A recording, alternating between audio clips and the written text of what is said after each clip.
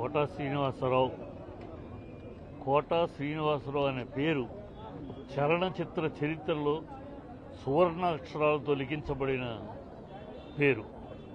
అది ఏ పాత్ర వేసినా, ఏ క్యారెక్టర్ చేసినా దానికి ఒక జీవం పోసి ఆ పాత్రని ఘనంగా నిలిపిన మహానటుడు. ఇలాంటి మహానటులు, ఇలాంటి గొప్ప నటులు అరుదు. అలాంటి అరుదు నటుల్లో ఒక ఎస్వి రంగారావు గారు, ఒక నాగభూషణం గారు, ఒక కోటా శ్రీనివాస్, ఇలాంటి వాళ్ళంతా చాలా అరుదైన మహానటులు. ఆ మహానటులతో నాకు చాలా అనుబంధం ఉంది. నా సినిమాలన్నింటిలో, నా డైరెక్షన్ సినిమా, నా సొంత సినిమా ఆయన లేకుండా సినిమా ఉండేది కాదు. రీసెంట్గా ఒక వారం క్రితం ఆయనతో మన సోదరా ఏంటి సోదరా ఎలా ఉంది హెల్త్ అని మాట్లాడితే ఒక మాట అన్నాడు, చాలా గొప్ప మాట. నేను చెప్పాను 83 ఏళ్ళు అని. అంటే సోదరా అయితే 83 ఏళ్ళు అయితే లెక్క ప్రకారం, శాస్త్ర ప్రకారం 83 ఏళ్ళు అంటే 1000 పౌర్ణములు, 1000 పౌర్ణములు చూస్తారంటారు. మరి నువ్వు రేపు గురు పౌర్ణమి 1000 పౌర్ణమి చూడబోతున్నావు నువ్వు అని అంటే చాలా సంతోషపడి, అవును మన శాస్త్రం చెప్పుద్ది 1000 పౌర్ణములు చూస్తే స్వర్గ తలుపులు తెచ్చుకుంటాయి అని అంటాం. కరెక్ట్గా గురు పౌర్ణమి అయిపోయింది. 1000వ పౌర్ణమి చూశాడు.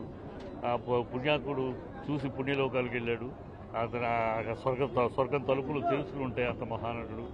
అతనికి నాకున్న బంధం సోదరా అని తప్పితే నేనాడు పేరు పిలిచి చిట్టి అని పిలిచి ఎరగడు.